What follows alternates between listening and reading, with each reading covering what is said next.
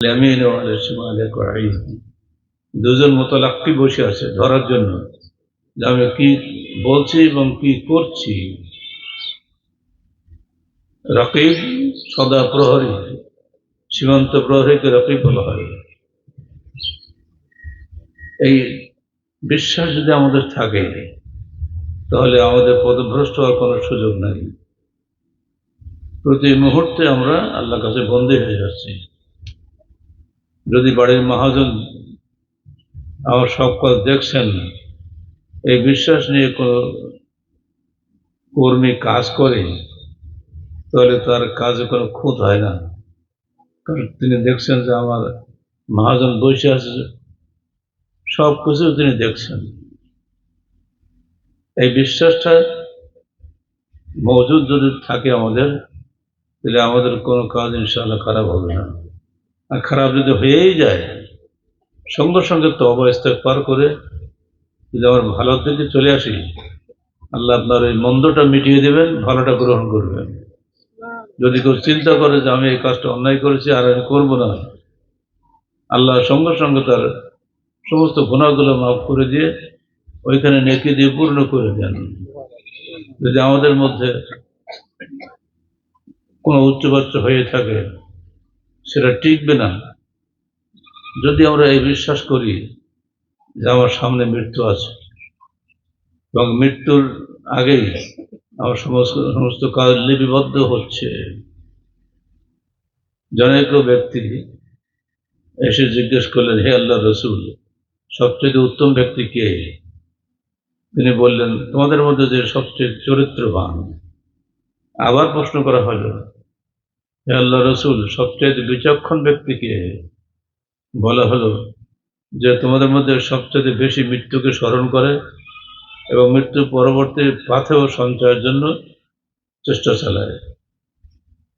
সত্যিকার অর্থে বুদ্ধিমান বা বিচক্ষণ ব্যক্তি সেই যে আমার মৃত্যুর পরে কি কি পাথর জমা হলো আমার আমলনামায়, এই পাথর আমলনামায় বৃদ্ধি করার জন্য যে ব্যক্তি চেষ্টা করে, তিনি সত্যিকার অর্থে বিচক্ষণ ব্যক্তি।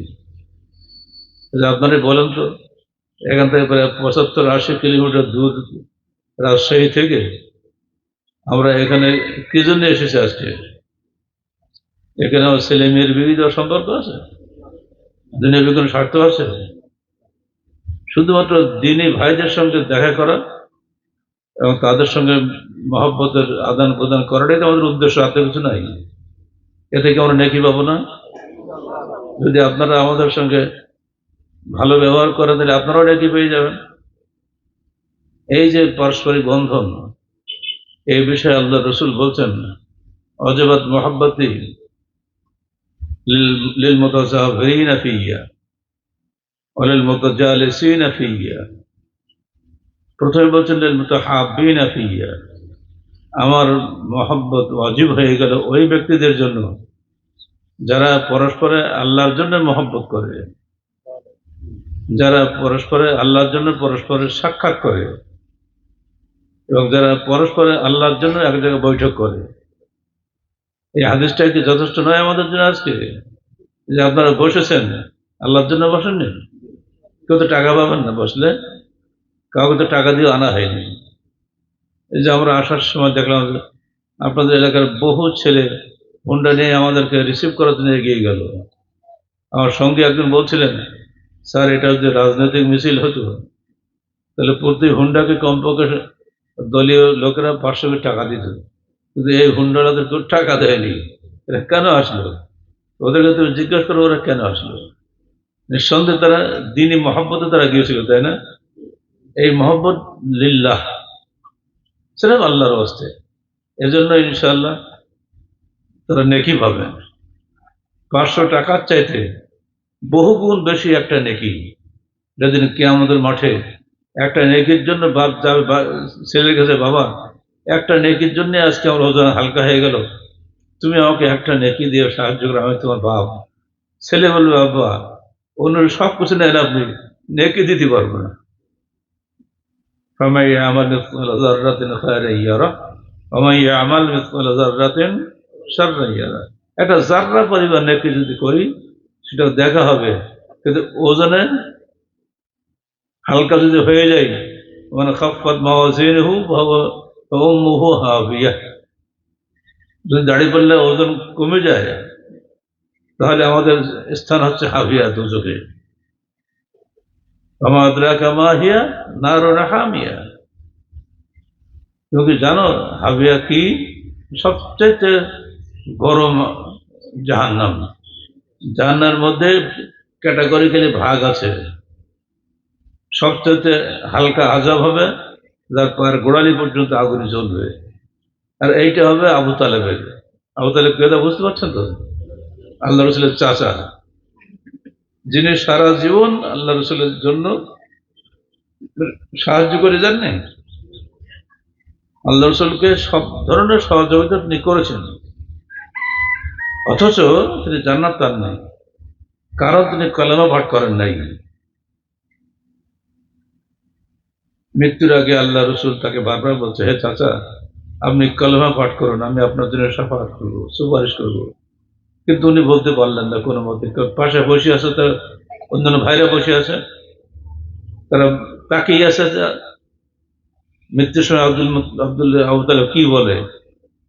তো নিজের জাতীয়তাবাদের দিকে তাকিয়ে তিনি বলে ফেললেন, আলা দিনী আব্দুল মুত্তালিব, আব্দুল মুত্তালিবের দিনের উপরে আমি মৃত্যুবরণ করলাম। আল্লাহ নবী কাঁদতে লাগলেন, কিছু করার তো নেই। যেহেতু তিনি শিরকি অবস্থায় মৃত্যুবরণ করেছেন, অতএব তাকে কঠিন আযাব ভোগ করতে হয়েছে। সে কঠিন আযাব ওই এক এই পর্যন্ত, পায়ের গোড়ালি পর্যন্ত, আমরা যেটা জুতা পরে যেটা হাঁটি, সবচাইতে কম আযাব। তার যদি এই হয়, তাতে তার মাথার ঘিলু টকবক করে ফুটবে, কঠিন আযাবে দহন জ্বালায়, তাহলে আমাদের অবস্থা কি হবে? আমরা আবু তালেবের চাইতে ভালো মুসলমান হব। আমরা আমরা কলেমায়ে শাহাদাত পাঠ করেছি, আমরা কলেমায়ে ইমানে মুফাসসাল, ইমানে মুজমাল জানি, এই সবগুলো বিশ্বাসের অঙ্গ আমাদের। আর এই জন্য আমাদের শিক্ষা প্রতিষ্ঠান দরকার। আমরা আসা পর্যন্ত সে আলোচনাই করছিলাম যে জালিবাগানের মাদ্রাসা বহুদিনের পুরনো মাদ্রাসা, এখানে শিক্ষা প্রতিষ্ঠান যুক্ত আছে। এটা যেন উন্নত হয়ে আগের চাইতে যেন এগিয়ে যায়। হাদিস ফাউন্ডেশন শিক্ষা বোর্ড আমরা এর জন্য করেছি। এ পর্যন্ত প্রায় 165টি মাদ্রাসা এই বোর্ডে অধিভুক্ত হয়ে আসে। একেবারে ক্লাস 1 থেকে যতদূর সম্ভব নিয়ে যাওয়া হচ্ছে, চেষ্টা করা হচ্ছে। ক্লাস 10 পর্যন্ত নিয়ে যাওয়ার জন্য বই লেখা হচ্ছে, দেওয়া হচ্ছে। ইতিমধ্যে প্রায় ক্লাস 4 পর্যন্ত সম্ভবত হয়ে গেছে সমস্ত বই। এই বইগুলো নিয়মিত যদি আমরা পড়াশোনা করতে পারি বা আমাদের বাচ্চাদের শিখে যেতে পারি, তাহলে আকীদা গড়ে উঠবে, আমলও গড়ে উঠবে। আপনারা এই বিষয়টি খেয়াল রাখুন। চাঁপাইনবাবগঞ্জের গ্রামে গ্রামে যাতে হাদিস ফাউন্ডেশন শিক্ষা বোর্ডের অধীনে পরিচালিত মাদ্রাসা গড়ে ওঠে, হেফজখানা গড়ে ওঠে, আপনারা সেই চেষ্টা করেন। কারণ শিক্ষা ছাড়া জাতি গড়বে না। M A pass, BA pass সবই ঠিক আছে, বাবা জানাজা পড়াতে পারে না। এম এ পাস করেছে কি লাভ কি? যে বাপ সারা জীবন তার জন্য পয়সা খরচ করলো, জানাজা দৌড়টা সে জানে না, কারণ ওইদিকে তো সে পড়াশোনা করেনি, তার কোনো সিলেবাস এগুলো নাই। আপনাকে এই জন্য বাধ্য হয়ে এখন নিজস্ব সিলেবাস গড়ে তুলতে হচ্ছে। আহলে হাদিস আন্দোলন বাংলাদেশ সমাজ সংস্কার আন্দোলন। কিসের ভিত্তিতে সংস্কার করবো আমরা? কোরআন এবং হাদিসের ভিত্তিতে। আর এই সংস্কার করতে গেলে প্রথমে শিক্ষা সংস্কার আসতেছে, নেতৃত্বের সংস্কার আসতেছে, এরপরে অর্থনৈতিক সংস্কার আসতেছে। এই 3টে সংস্কার আমাদের একসঙ্গে চলছে। আমরা আষ্টে জড়িয়ে পড়েছি সুদে। অর্থনৈতিক সংস্কারে আমরা সাধ্যমতো চেষ্টা করব যে আপনারা সুদী ব্যাংকে বা সুদের লেনদেনে জড়িত হবেন না। কারণ আপনার রুজি যদি হারাম হয়ে যায়, তাহলে আপনার দেহ জান্নাতে যাবে না। লা ইয়াদখুলুল জান্নাতা জাসাদুন গুযিয়া বিল হারাম।